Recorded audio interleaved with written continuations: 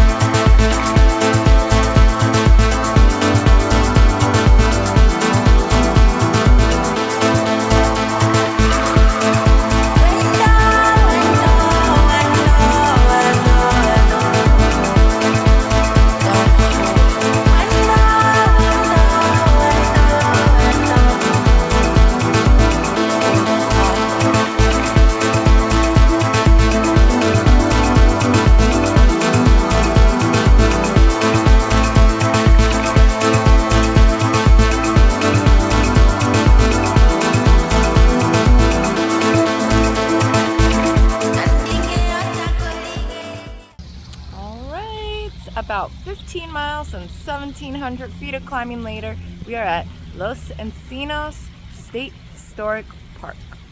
And I'm standing in front of a natural spring here, which is why this was a village for the original inhabitants of this area, the Tongva people, for thousands of years, until the Spanish came and they used this for their headquarters while the Mission San Fernando was being built in 1749.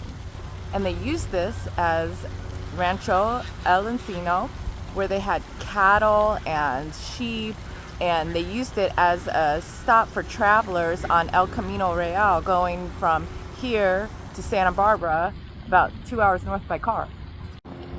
Yeah, so here's the springs. And then in 1849, this adobe was built. And then in 1872, this limestone building was built.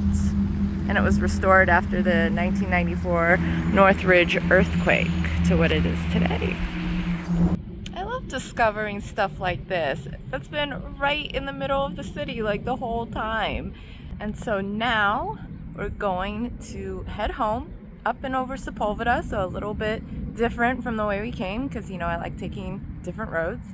And yeah, this was so much fun. I never knew this was here.